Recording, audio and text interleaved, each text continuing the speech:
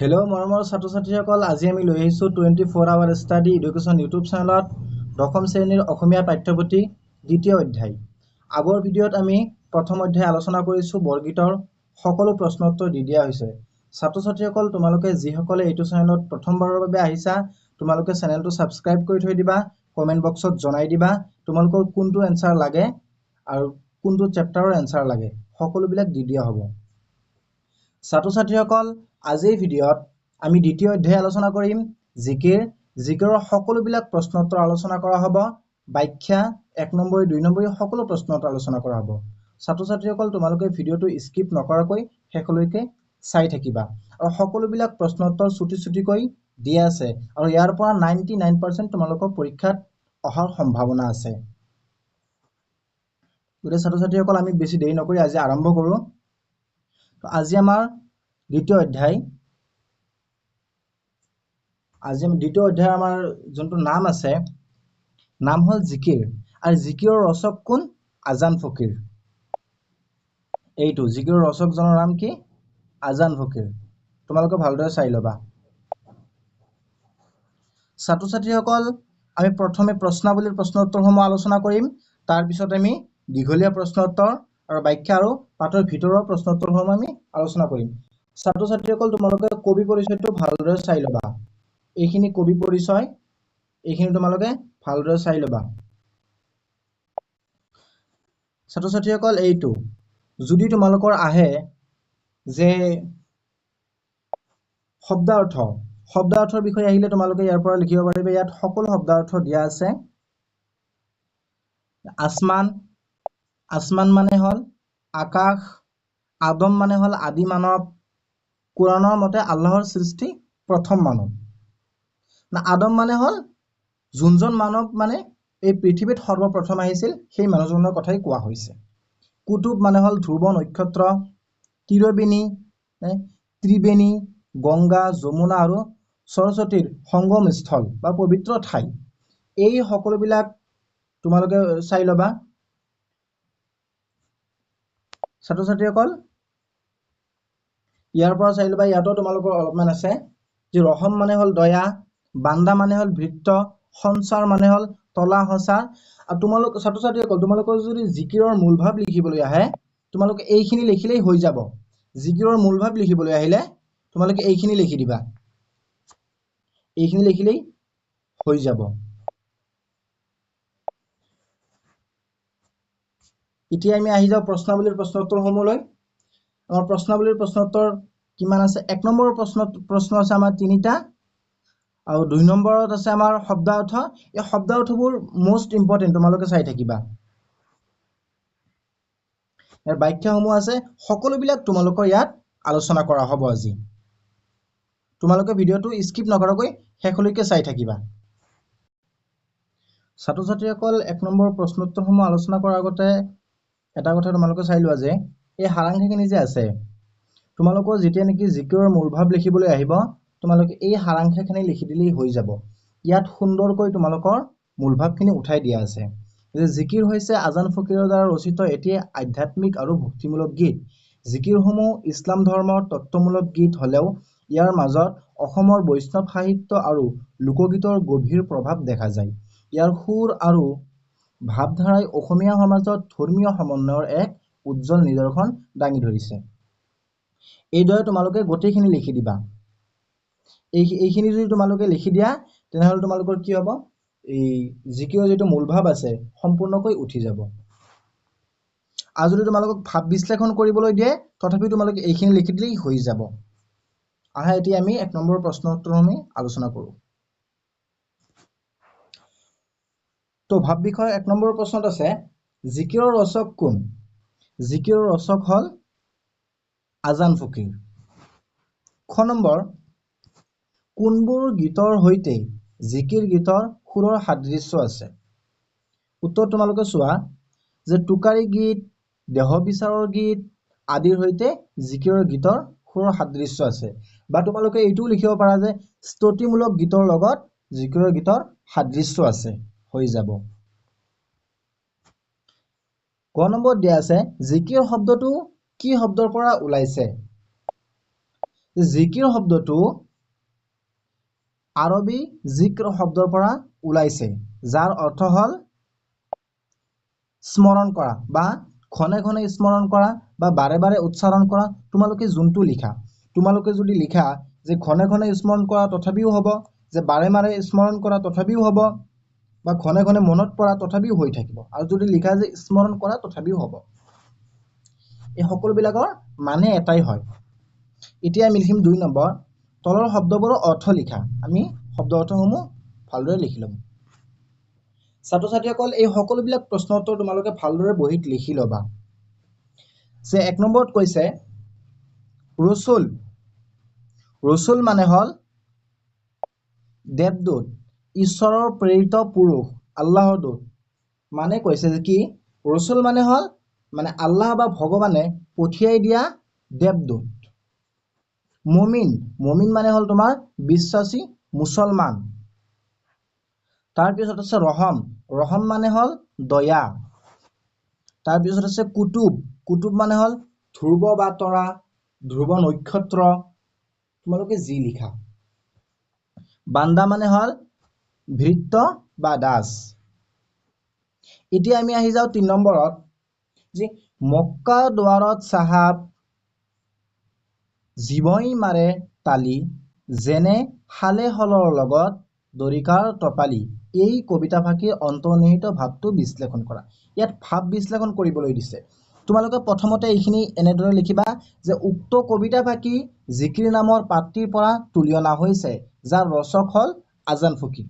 একদম সহজ ভাষাত লিখি দিয়া হৈছে, তোমালোকক এইখিনি লিখি ল'বা। প্ৰথমতে এইখিনি লিখি তোমালোকে এইখিনি লিখিবা যে এই পংক্তি ফাঁকিৰ জৰিয়তে কবিয়ে জীৱাত্মৰ সংগ্ৰামৰ কথা বৰ্ণনা কৰিছে। তেওঁৰ মতে জীৱাত্মই মক্কা দুৱাৰত ঈশ্বৰৰ ওচৰত মুক্তিৰ বাবে সংগ্ৰাম কৰে।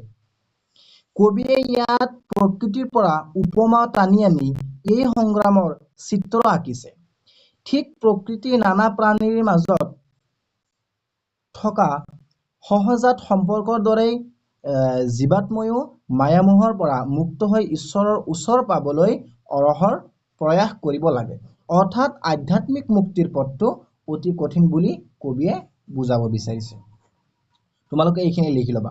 এতিয়া আহি গ'ল আমাৰ ছাত্ৰ ছাত্ৰীসকল 4 নম্বৰত ব্যাখ্যা। যে ব্যাখ্যাত আমাৰ প্ৰথম ব্যাখ্যাত কি কৈছে যে পানী মৰে পিয়াহত, অগ্নি মৰে জাৰত, খুদা ৰচুল লুকাই আছে মুমিনৰ আঁৰত। এটা কথা তোমালোকে মনত ৰাখিবা, এই সংগতি ওপৰখিনি হ'ল আমাৰ সংগতি, যে যিমান ব্যাখ্যাই আহক ওপৰৰ সংগতিখিনি তোমালোকৰ এটা লিখিলেই হৈ যাব। যে কি উক্ত কবিতা ফাঁকি আমাৰ পাঠ্যপুথি অসমীয়া সাহিত্য চয়নিকা নতুনৰ অন্তৰ্গত আজান ফকীৰৰ দ্বাৰা ৰচিত জিকিৰ নামৰ পাত্ৰীৰ পৰা তুলি দিয়া হৈছে বা তুলি অনা হৈছে। এইখিনি তোমালোকে সকলো ব্যাখ্যাৰ প্ৰথমত এই সংগতিখিনি তোমালোকে লিখিব পাৰিবা।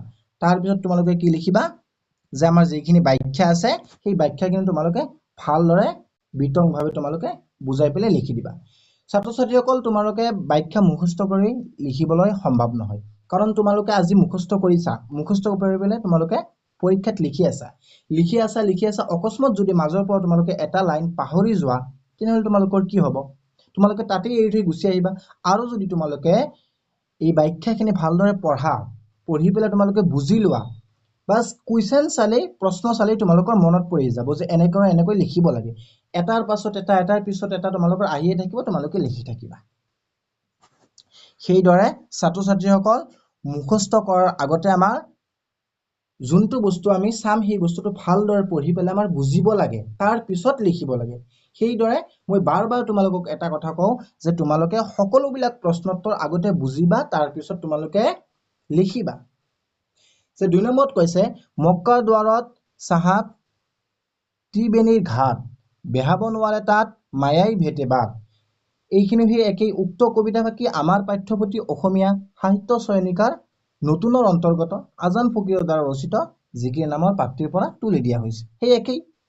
তাৰপিছত তোমালোকে কি কৰিলা, এইখিনি লিখিলা যে এই পংক্তি ফাঁকিৰ জৰিয়তে কবিয়ে মানুহৰ জীৱনত মায়ামোহৰ প্ৰভাৱৰ কথা উল্লেখ কৰিছে।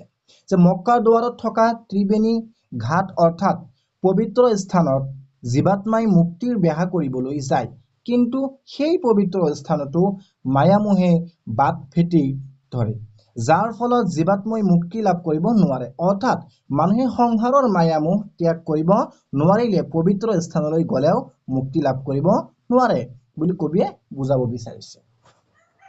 তো ইয়াৰ পৰা আমি কি বুজিলো যে আমি যিমানেই মানে মুক্তি লাভ কৰিব বিচাৰো, যদি আমি এই দুনিয়াৰ সকলো মোহ মায়াৰ পৰা আমি যেতিয়া নেকি আঁতৰ নহম, যেতিয়া নেকি আমি ধ্যানত মগ্ন নহম, তেতিয়ালৈকে আমি মুক্তি বিচাৰি নাপাওঁ। এইটোৱেই এই ব্যাখ্যাখিনিত বুজাব খুজিছে।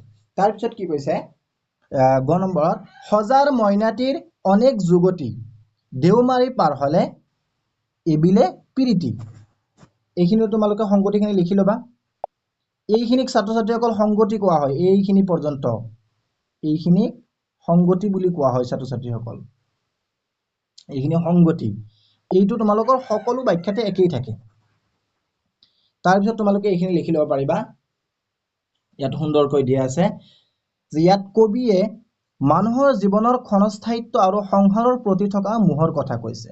মানুহৰ আত্মাটো বা জীৱনটো এটা সজাত বন্দী হৈ থকা মইনা চৰাইৰ দৰে। কি কৈছে, মানুহৰ আত্মা এটা যেনেকৈ খাঁচাত এটা এই পক্ষী আমি বান্ধি থৈ দিওঁ, ঠিক সেনেকৈ মানুহৰ ভিতৰত যে আত্মাটো বান্ধা আছে। সজাৰ মইনা চৰাইটোৱে যেনেকৈ নানা কৌশল বা বুদ্ধিৰে সজাৰ পৰা ওলাই যাবলৈ চেষ্টা কৰে, ঠিক তেনেকৈ মানুহৰ আত্মায়ো এই সংসাৰৰ মোহ ত্যাগ কৰি মুক্তি বিচাৰে। এবাৰ যদি এই মায়া মোহৰূপী সজাৰ পৰা আত্মা ওলাই যায়, তেন্তে সংসাৰৰ প্ৰতি থকা সকলো প্ৰেম প্ৰীতি নাইকিয়া হৈ যায়। অৰ্থাৎ মৃত্যুৰ পিছত সংসাৰৰ সকলো মায়া মোহ শেষ হৈ যায়। ছাত্ৰ ছাত্ৰীসকল, এতিয়া আহি গ'ল আমাৰ ভাষা বিষয়ক, যে সমাৰ্থক শব্দ লিখা। আমি সমাৰ্থক শব্দসমূহ লিখিম। কি কৈছে, চিন্তে। চিন্তে মানে হ'ল চিন্তা কৰে বা ভাবে। সহজ ভাষাত লিখি দিছো, তোমালোকে চাই ল'বা। চিন্তা কৰে বা ভাবে। ঘাট। ঘাট মানে হ'ল নদীৰ পাৰ, তীৰ্থস্থান বা নদীৰ ঘাট, যিয়ে লিখা তোমালোকে। প্ৰীতি মানে হ'ল প্ৰেম, মৰম, ভাল পোৱা, যিকোনো এটা লিখি দিলে হৈ যাব। আসমান মানে হ'ল আকাশ। দৰিয়া মানে হ'ল সাগৰ, নদী। পিয়া মানে হ'ল ছাত্ৰ ছাত্ৰীসকল তৃষ্ণা, পিয়া। ধৰা আজি আমি আমাৰ পানী পিয়া লাগিছে, সেইটোকে পিয়া বুলি কয়। বাট মানে ৰাস্তা ঘাট পথ দুৱাৰ এইবিলাক। ভেল মানে হ'ল বিপদ বিভ্ৰান্তি। এতিয়া ভেল মানে তোমালোকে আৰু এটা বস্তু বুজিব পাৰিবা যে ভেল মানে কি। এতিয়া ভেল হ'ল, ধৰা আমাৰ দেহত যেতিয়ালৈকে নেকি আত্মা আছে, তেতিয়ালৈকে আমাৰ দেহটো এটা জীৱন্ত দেহ। আৰু যেতিয়া নেকি আমাৰ দেহৰ পৰা তোমাৰ আত্মাটো ওলাই গুচি যাব, আমাৰ দেহটো এটা কলগছৰ দৰে ভেল হৈ যাব। সেইটোকে তোমাৰ বুজাইছে। তোমালোকে যদি লিখি দিয়া যে লাজ, তথাপিও হৈ যাব। এতিয়া আমি আলোচনা কৰিম ছাত্ৰ ছাত্ৰীসকল যে আমাৰ মেট্ৰিক পৰীক্ষাত পূৰ্বতে আহি যোৱা 1 নম্বৰৰ প্ৰশ্নোত্তৰসমূহ, মানে আহি যোৱা প্ৰশ্নোত্তৰসমূহ। তাৰপিছত আমি পৰীক্ষাত আহি যোৱা দীঘলীয়া প্ৰশ্নোত্তৰসমূহ আমি আলোচনা কৰিম। এতিয়া চোৱা যে আমাৰ 1 নম্বৰ প্ৰশ্ন আছে, আজান ফকীৰৰ প্ৰকৃত নাম কি আছিল? 2016 চনত আহিছিল, আৰু এইটো আমি জানো যে হজৰত শ্বাহ মিলন। তাৰপিছত জিকিৰ শব্দটো অৰ্থ কি? কি কৈছে, জিকিৰ শব্দটোৰ অৰ্থ কি? 2017 চনত আহিছিল। জিকিৰ শব্দটোৰ অৰ্থ হ'ল বাৰে বাৰে উচ্চাৰণ কৰা বা মনে মনে স্মৰণ কৰা। তোমালোকে যি লিখা, আগতেও দিয়া আছিল, এতিয়াও দিয়া আছে। যে মুমিন শব্দৰ অৰ্থ কি? 2018 চনত আহিছিল। মোষ্ট ইম্পৰ্টেণ্ট, এইবাৰো আহিব পাৰে, সম্ভাৱনা বহু বেছি আছে। গতিকে চাই লোৱা, মুমিন শব্দৰ অৰ্থ হ'ল বিশ্বাসী মুছলমান। তাৰপিছত কি কৈছে, আজান ফকীৰে ক'ত ধৰ্ম চৰ্চা কৰিছিল বা ধৰ্ম প্ৰচাৰ কৰিছিল? এইটো 2019 চনত আহিছিল। আজান ফকীৰে দিখৌমুখৰ সৰাগুৰি চাপৰিত ধৰ্ম চৰ্চা কৰিছিল। আৰু এটা কথা যে আজান ফকীৰৰ মৃত্যু ক'ত হৈছিল? এইটো তোমাৰ দিখৌমুখৰ চাপৰিত লিখি দিলেই হৈ যাব। এই দুটা প্ৰশ্নৰে উত্তৰ তোমাৰ এটা। কুতুব মানে কি? কুতুব মানে হ'ল ধ্ৰুৱ নক্ষত্ৰ। চোৱাৰ ছাত্ৰ ছাত্ৰীসকল, অলপ আগত আমি শব্দ অৰ্থ পঢ়িছিলো, আৰু শব্দ অৰ্থৰ পৰা এইটো আহিছে। এইটো 2020ত আহিছিল, আৰু এইবাৰ তোমাৰ আহিব পাৰে কুতুব আহিছে যদি ৰচুল আহিব পাৰে, কুতুবো আহিব পাৰে, কোনো গেৰাণ্টি নাই। তোমালোকে সকলোবিলাক চাই যাবা। তাৰ পিছত কৈছে জিকিৰবোৰত কাৰ প্ৰভাৱ পৰিছিল বুলি পণ্ডিতসকলে অনুমান কৰে 2022 চনত আহিছিল ছাত্ৰ ছাত্ৰীসকল 5 বছৰ আগত 3 বছৰ আগত অহা প্ৰশ্নোত্তৰসমূহ মোষ্ট ইম্পৰ্টেন্ট তোমালোকৰ বাবে সেইবোৰ চাবা কি কৈছে এইটোত জিকিৰবোৰত শংকৰদেৱৰ দ্বাৰা প্ৰচাৰিত নৱবৈষ্ণৱ ধৰ্মৰ প্ৰভাৱ পৰিছিল বুলি পণ্ডিতসকলে অনুমান কৰিছে ছাত্ৰ ছাত্ৰীসকল দীঘলীয়া প্ৰশ্নোত্তৰ কোনবোৰ আহিছে আমি চাও এইবোৰ মই পঢ়ি নিদিও তোমালোকে ভালদৰে চাই লবা আৰু স্কিপ নকৰিবা কিন্তু স্ক্ৰিনশ্বট কৰি তোমালোকে ভিডিওটো ৰখাই লবা নহলে স্ক্ৰিনশ্বট কৰি লবা তাৰ পিছত তোমালোকে লিখি লবা এই কি কৈছে পানী মৰে পিয়াহত অগ্নি মৰে জাৰত খুদাৰ ওচৰত লুকাই আছে মমিনৰ আৰত এইটো কিন্তু আমাৰ যেটো নাকি প্ৰশ্নাৱলীৰ প্ৰশ্ন তাত 4 নম্বৰত দিয়া আছে তোমালোকে সেই প্ৰশ্নাৱলীৰ 4 নম্বৰ প্ৰশ্নটো চালেই তোমালোকৰ হৈ যাব এইটো 2017 চনত আহিছিল আৰু 2020 চনত আহিছিল তোমালোকৰ 6 বছৰ হল অহা নাই গতি ইবাৰো মোষ্ট ইম্পৰ্টেন্ট তোমালোকৰ আহিব পাৰে তোমালোকে সেই উত্তৰটো চাই লবা প্ৰশ্নাৱলীৰ 4 নম্বৰ উত্তৰটো দিয়া আছে ইয়াত মই দি দিছো সেইটো চালেই তোমালোকৰ এইটো হৈ যাব তাৰ পিছত কি কৈছে জিকিৰৰ মূল ভাৱ তোমাৰ ভাষাৰে লিখা মই তোমালোক আগতে এটা কথা কৈছো যে ছাত্ৰ ছাত্ৰীসকল সকলোবিলাক প্ৰশ্নোত্তৰ তোমালোকে ভালদৰে পঢ়িবা তাৰ পিছত বুজিবা তাৰ পিছত তোমালোকে লিখিবা এতিয়া চোৱা নিজৰ ভাষাৰে লিখিবলৈ দিছে নিজৰ ভাষাৰে আমি কি দৰে লিখিম যদি আমি বস্তুটো পঢ়ি পেলে বুজি পাও তেতিয়াহে আমি নিজৰ ভাষাৰে লিখিব পাৰিম নহলতো নোৱাৰো তো ছাত্ৰ ছাত্ৰীসকল প্ৰথমতে মই তোমালোকক কি দিছিলো এটা হাৰাংহা দিছিলো সেই হাৰাংহাখিনিও যদি তোমালোকে লিখি দিয়া জিকিৰৰ মূল ভাৱ হৈ যাব আৰু যদি তোমালোকে এইখিনি লিখি দিয়া তবে তোমালোকৰ জিকিৰৰ মূল ভাৱ হৈ যাব মই অলপ পঢ়ি দিও পঢ়ি পেলে এটা বুজাই দিম এই 2018 চনত আহিছিল ছাত্ৰ ছাত্ৰীসকল যে কি কৈছে আজান ফকিৰৰ জিকিৰত আল্লাহৰ মহিমা আৰু মানৱ জীৱনৰ আধ্যাত্মিক দিশটো প্ৰকাশ পাইছে ইয়াত কোৱা হৈছে যে ঈশ্বৰক বাহিৰত বিচাৰি ফুৰাৰো প্ৰয়োজন নাই কাৰণ তেওঁ বিশ্বাসীজনৰ হৃদয়তে বিৰাজ কৰে এনেকৈ তোমালোকে ভালদৰে গোটেইখিনি পঢ়িবা পঢ়ি পেলে তোমালোকে লিখি দিবা সৰুকৈ দিয়া আছে মূল ভাৱটো তাৰ পিছত কি আছে আজান ফকিৰৰ চমু পৰিচয় দিয়া ছাত্ৰ ছাত্ৰীসকল মই তোমালোকক প্ৰথমতে কৈ দিছিলো এই চমু পৰিচয়খিনি তোমালোকে চাবা এইটো চোৱা চমু পৰিচয় মানুহে কয় যে পৰীক্ষাত নাহে চোৱা 2019 চনত আহিছিল ইবাৰো আহিব পাৰে তোমালোকে ভালদৰে চমু পৰিচয়খিনি চাই লবা কিতাপতো দিয়া আছে মই ইয়াতো ভালদৰে দি দিছো তোমালোকে চাই লবা তাৰ পিছত আছে এইটো হজাৰ মইনাটিৰ অনেক যুগতি দেউমাৰি পাৰ হলে এৰিলে পিৰিতি তাৎপৰ্য ব্যাখ্যা কৰা এইটো তোমাৰ 2022 চনত আহিছিল আৰু এইটো তোমাৰ প্ৰশ্নাৱলীৰ 4 নম্বৰ উত্তৰটো লিখিলেই হৈ যাব প্ৰশ্নাৱলীৰ যে আমাৰ 4 নম্বৰ উত্তৰটো আছে সেইখিনি চালেই তোমাৰ হৈ যাব সোৱা 18 চনত আহিছে 22 চনত আহিছে 20 চনত আহিছে তিনবাৰ আহি গল তোমাৰ ইবাৰো আহিব পাৰে গতিকে এই 4 নম্বৰ প্ৰশ্নাৱলীৰ 4 নম্বৰ যেটো নেকি আমাৰ ব্যাখ্যা আছে সেইটো তোমালোকৰ মোষ্ট ইম্পৰ্টেন্ট হৈ গল এতিয়া তোমালোকে চাবা কাৰণ অহাটো 90% সম্ভাৱনা আছে এটা অতিৰিক্ত প্ৰশ্নোত্তৰ আমি আলোচনা কৰিম 2 নম্বৰৰ প্ৰশ্নোত্তৰ এটো অতিৰিক্ত 2 নম্বৰৰ প্ৰশ্নোত্তৰ পাঠৰ ভিতৰুৱা তোমালোকে চাই লবা জিকিৰত উল্লেখ থকা হালে হলৰ লগত দৰিকাৰ টপালি কথাষাৰ অৰ্থ কি ইয়াৰ অৰ্থ হল হাল আৰু হলৰ দৰে ডাঙৰ মাছৰ লগত দৰিকণাৰ দৰে সৰু মাছৰ কোনো তুলনা নহয় ইয়াৰ দ্বাৰা কবিয়ে বাহ্যিক তীৰ্থযাত্ৰাৰ তুলনাত আভ্যন্তৰীণ ঈশ্বৰৰ উপলব্ধি শ্ৰেষ্ঠতাক বুজাইছে তাৰ পিছত কি কৈছে আজান ফকিৰ কোন ৰজাৰ দিনত অসমলৈ আহিছিল আজান ফকিৰ আহোম ৰজা গদাধৰ সিংহৰ দিনত অসমলৈ আহিছিল তাৰ পিছত কি কৈছে জিকিৰত উল্লেখ থকা ত্ৰিবেণীৰ অৰ্থ কি জিকিৰত উল্লেখ থকা ত্ৰিবেণীৰ অৰ্থ হল গংগা যমুনা আৰু সৰস্বতী নদীৰ সংগমস্থল যি এক পবিত্ৰ স্থান কবিয়ে কাক ৰহমৰ গিৰহিত বুলি কৈছে কবিয়ে আল্লাহক ৰহমৰ গিৰহিত অৰ্থাৎ দয়াৰ মালিক বুলি কৈছে আসমানৰ কুতুব তৰা বুলি কাক কোৱা হয় আসমানৰ কুতুব তৰা বুলি ধ্ৰুৱ বা তৰাক কোৱা হয় বা নক্ষত্ৰক কোৱা হয় জিকিৰত হজা আৰু মইনা শব্দ দুটাই কি বুজাইছে মোষ্ট ইম্পৰ্টেন্ট ছাত্ৰ ছাত্ৰীসকল চাই লবা ভালদৰে জিকিৰত হজা শব্দই মানুহৰ শৰীৰটোক আৰু মইনা শব্দই মানুহৰ আত্মাক বুজাইছে জিকিৰৰ মূল উদ্দেশ্য কি জিকিৰৰ মূল উদ্দেশ্য হল আল্লাহৰ নাম বাৰে বাৰে উচ্চাৰণ কৰি তেওঁৰ প্ৰতি আনুগত্য প্ৰকাশ কৰা আৰু মানুহক আধ্যাত্মিক পথৰ সন্ধান দিয়া।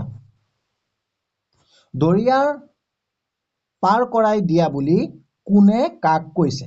কবিয়ে আল্লাহক দৰিয়া পাৰ অৰ্থাৎ সংসাৰৰ সাগৰৰ পৰা পাৰ কৰাই দিবলৈ অনুৰোধ জনাইছে। জিকিৰত কোন দুখন ধৰ্মৰ মাজত সমন্বয়ৰ ভাৱ দেখা যায়? জিকিৰত হিন্দু ধৰ্মৰ বৈষ্ণৱবাদ আৰু ইছলাম ধৰ্মৰ চুফিবাদৰ মাজত সমন্বয়ৰ ভাৱ দেখা যায়। এইটো তোমালোকৰ শেষৰ 2 নম্বৰ শেষৰ প্ৰশ্নটোৰ অতিৰিক্ত। আদম কোন? কোৰাণত মতে আদম হ'ল আল্লাহৰ দ্বাৰা সৃষ্টি প্ৰথম মানৱ, মানে আল্লাহ বা ঈশ্বৰৰ দ্বাৰা পঠোৱা এই জমিনত প্ৰথম মানৱটোকে আদম বুলি কোৱা হয়। এতিয়া অতিৰিক্ত প্ৰশ্নোত্তৰ 1 নম্বৰ আমি আলোচনা কৰিম। 1 নম্বৰৰ অতিৰিক্ত প্ৰশ্নোত্তৰ যে আজান ফকীৰ কোন শতিকাৰ কবি অনুমান কৰা হয়? খ্ৰীষ্টীয় 7ম শতিকাৰ বুলি অনুমান কৰা হয়। আজান ফকীৰৰ প্ৰকৃত নাম কি? হজৰত শ্বাহ মিলন। আজান ফকীৰৰ মৃত্যু ক'ত হৈছিল? দিখৌমুখৰ সৰাগুৰি চাপৰিত মৃত্যু হৈছিল। জিকিৰসমূহক অসমীয়া কি গীতৰ লগত তুলনা কৰিব পাৰি? স্তুতি গীতৰ লগত তুলনা কৰিব পাৰি। জিকিৰটোত উল্লেখ কৰা আদম কোন? আদম হ'ল আল্লাহৰ সৃষ্টি কৰা প্ৰথম মানৱ। মক্কা দুৱাৰক কি ঘাটৰ লগত তুলনা কৰা হৈছে? ত্ৰিবেণী ঘাটৰ লগত তুলনা কৰা হৈছে। কোনে আজান ফকীৰৰ চকু কাঢ়িছিল? ৰুপাইদা থৰা নামৰ লোক এজনে আজান ফকীৰৰ চকু কাঢ়িছিল। মুমিন মানে কি? মুমিন মানে বিশ্বাসী মুছলমান। তো ছাত্ৰ ছাত্ৰীসকল আজিৰ বাবে এইখিনিয়ে আছিল। তোমালোকক সকলোকে ভিডিঅ'টো শেষলৈকে চাই থকাৰ বাবে ধন্যবাদ। ছাত্ৰ ছাত্ৰীসকল তোমালোকে ভিডিঅ'টো সকলোৱে চেনেলটো ছাবস্ক্ৰাইব কৰি থৈ দিবা, ভিডিঅ'টোত লাইক কমেণ্ট কৰি জনাই দিবা। তোমালোকৰ যদি কোনো প্ৰব্লেম থাকে তোমালোকে এইটো ভিডিঅ'ত জনাই দিবা, মই আগৰ ভিডিঅ'ত তোমালোকৰ প্ৰব্লেমসমূহ মই